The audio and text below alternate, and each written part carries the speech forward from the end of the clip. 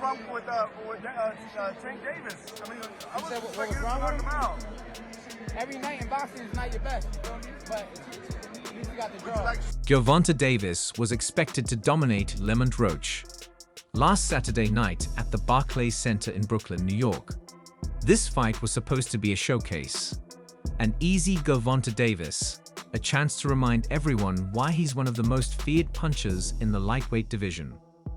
But instead of delivering a highlight reel, Gervonta Davis shocked fans in an unexpected way, taking a knee in the 9th round. The way it all unfolded has sparked controversy, with many now calling him a cheater. Think of the verdict, Jim. Was it the right call?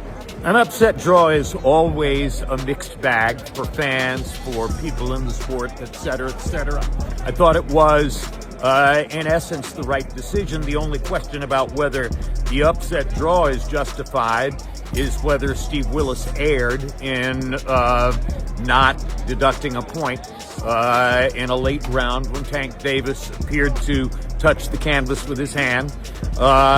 Gervonta Davis was one of the first to react, stunned by what he had witnessed.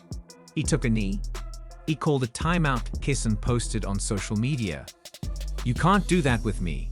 But for Gervonta, this wasn't just about controversy. He saw weakness. He saw an opening. Gervonta Davis breathed against Roach. What would happen if he stepped into the ring with a bigger, stronger, and more dangerous opponent? Gervonta didn't hold back. "He better not fight me. I'll mess his career," Gervonta Davis declared. "Gervonta Davis, everybody out, but I'm on his way. He's got to fight me before they run it back. I'll knock that cheater out." Fresh off a dominant 4th round knockout of Denis Berinchik to claim the WBO lightweight title, Gervonta is chasing the biggest fights. Gervonta Davis wants Roach.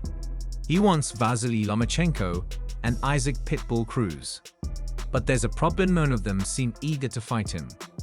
Gervonta has found himself in the who needs him club. Young, dangerous fighter without a massive name yet, the type that most contenders avoid.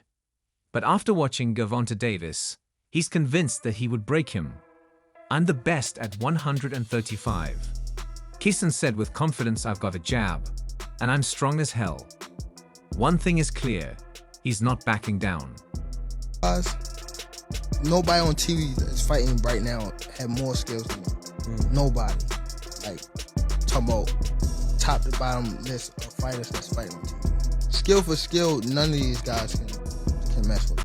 Terence Crawford wasted no time going after Gervonta Davis. Crawford and Tank have had their fair share of online exchanges, and Bud saw the perfect opportunity to take another shot. "I never saw someone take a knee and not be counted for a knockdown. I must have forgotten the rules for tonight," Crawford posted, dripping with sarcasm. Crawford has never been a fan of Tank, and he wasn't about to let this moment slide. He kept going, reminding everyone why Tank would never stand a chance against him. "Now all that you say about this little guy causing you trouble. You must not know anything about boxing. But I wouldn't mind teaching him a lesson. It wouldn't even be a close fight." The comments sent fans into a frenzy. Some defended Tank, claiming the grease in his eyes was a legitimate issue. Others sided with Crawford, arguing that Tank got exposed. The idea that Tank could ever challenge someone like Bud was now laughable. Ryan Garcia didn't stay quiet either. He jumped in, adding more fuel to the fire. "Lamont won that. Not calling that knockdown is the wildest thing I've ever seen in boxing. That type of stuff makes boxing look bad. Crazy. See you all May 2nd," Ryan posted. Ryan is always stirring things up, but this time he had a point. The way the fight played out made boxing look bad. It looked rigged, like Tank was getting special treatment. And it wasn't just Ryan. Claressa Shields chimed in too. "How much are they paying the ref?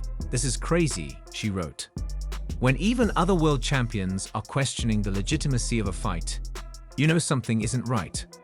But the person with the biggest reason to be upset, Lamont Roach himself. Roach fought the fight of his life. He stood toe-to-toe with one of the most feared punchers in the sport and made him look vulnerable. But because of that controversial 9th round, because of a referee who refused to count the knockdown, He'd effed without the belt. It should have been a knockdown. If that was counted, I would have won the fight, Roach said. He's saying he had grease in his eye. But if you kneel down and the ref starts counting, it's a knockdown. Yeah, that was bullshit. It should have been called a knockdown. You can't take a break like that. The only person that can do that is the referee. The referee can stop the action and say, hey, maintain. Devin Haney wasted no time trolling Tank after the shocking result. As fans struggled to process what they had just witnessed, Haney jumped on social media with a brutal jab.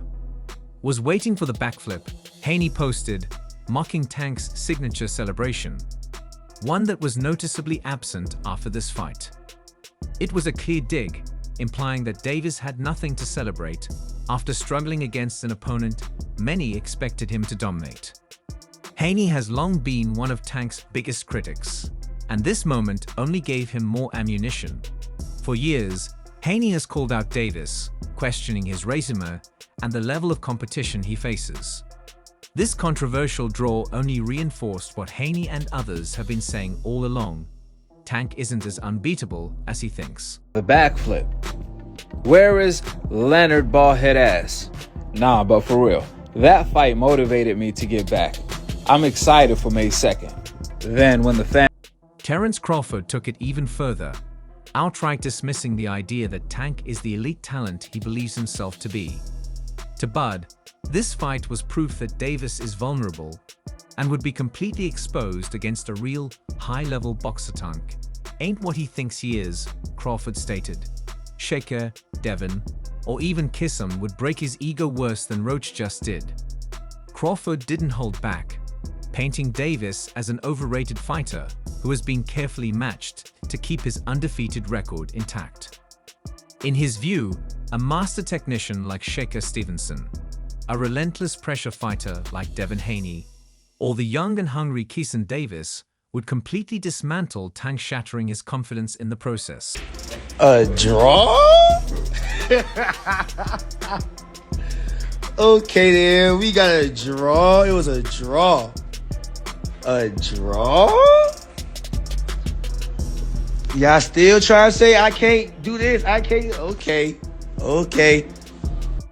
The boxing world is buzzing with debates over Tank's latest performance. Some fans still believe in his power, while others are starting to see cracks in the dominant image he's built over the years. One thing is certain, fighters like Devin Haney and Shaker Stevenson are watching closely, waiting for their turn to test Tank and prove Terence Crawford right. Then came Danny Garcia with a reality check.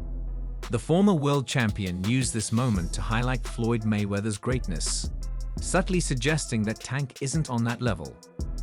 That's how you know how great Floyd Mayweather was, Garcia said. No matter who he fought or how close it was, he always won.